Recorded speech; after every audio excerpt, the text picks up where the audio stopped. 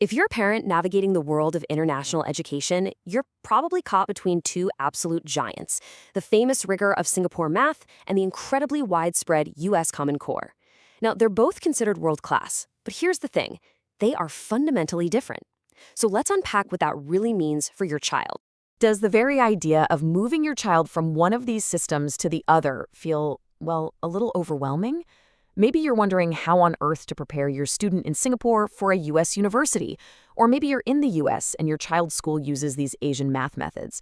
You are definitely not alone, and this explainer is here to bring some much-needed clarity. Okay, so here's our game plan. First, we're going to understand these two very different worlds of math. Then we'll get into the core philosophical divide, this idea of mastery versus spiraling. After that, we'll look at the high-stakes tests and academic pathways in both countries, how to bridge that gap, and we'll finish with a concrete action plan just for you. So why does this all matter so much? Well, if you're an expat family, or you have a student aiming for an overseas university, or you're enrolled in an international school, understanding these differences is absolutely the key. It's what helps your child thrive, not just get by. All right, let's get to the real heart of it all, this core philosophical divide. And I want to be clear, this isn't just about using different textbooks. We're talking about two entirely different ways of thinking about how kids learn and understand math. This slide lays it out perfectly. Singapore math is all about one thing, mastery. Think of it like building a house. You pour a rock-solid foundation before you even think about putting up walls. Kids might spend weeks, even a month, just on fractions until they totally get it. The goal is a deep, intuitive understanding. On the other hand, the U.S. Common Core uses what's called a spiraling approach.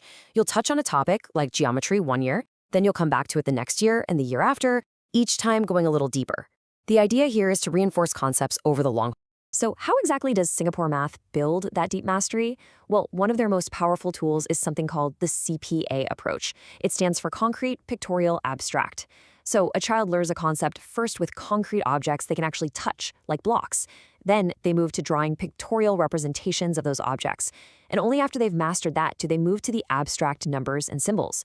So instead of just memorizing 3 times 4 equals 12, they'd first make 3 groups of 4 blocks. Then they'd draw it. By the time they see the equation, the concept is already locked in. It's brilliant.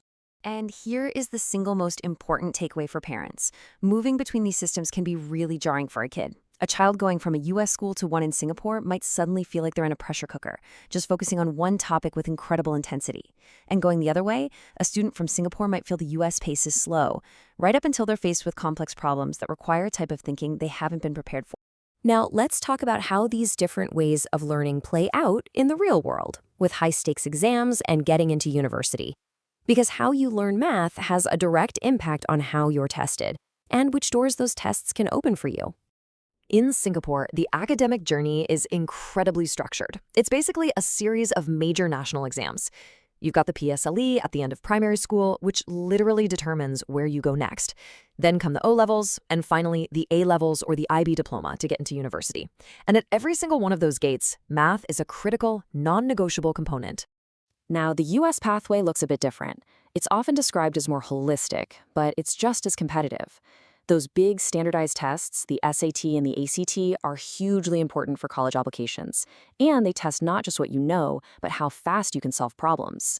Plus, if you're aiming for top universities, taking advanced courses like AP Calculus or AP Statistics is pretty much essential to stand out from the crowd. Okay, so we have these two very different, very high-pressure systems. It can feel like your child is stuck between a rock and a hard place, right? But this is where the right kind of support comes in. Think of it as an essential translator, someone who can build a bridge between these two distinct educational cultures. And who exactly needs this bridge the most? Well, it's the very people we've been talking about. It's the expat families trying to manage a big move. It's the Singaporean students who are dreaming of an Ivy League education. And it's the American families who've enrolled their kids in a rigorous Singaporean school and are trying to navigate it all. And let's be really clear, this kind of support is so much more than just homework help. It's about translation. It's about teaching a student to decode the unwritten rules and the logic of a completely new system.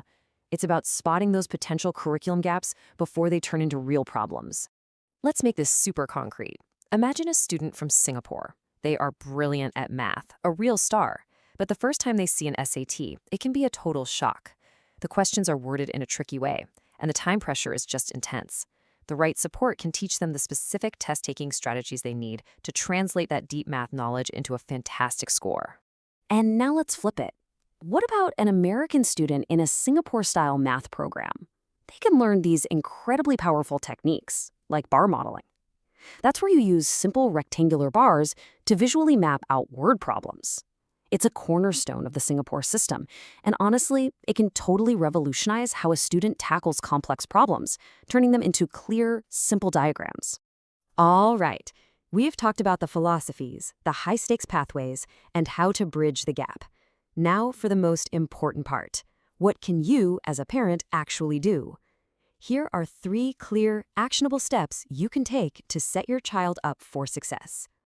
First things first, identify your end goal. What does success really look like for your family? Is it getting into a top secondary school in Singapore? Or is it that acceptance letter from a dream university in the US? Your goal defines your strategy. Step 2, audit for gaps. You have to be proactive here. Compare the 2 curriculums and figure out where your child might struggle before it happens.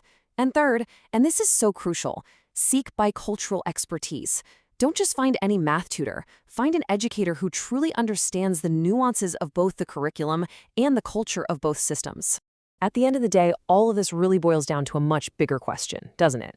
In our world that's more connected than ever, what does it truly mean to be prepared for the future?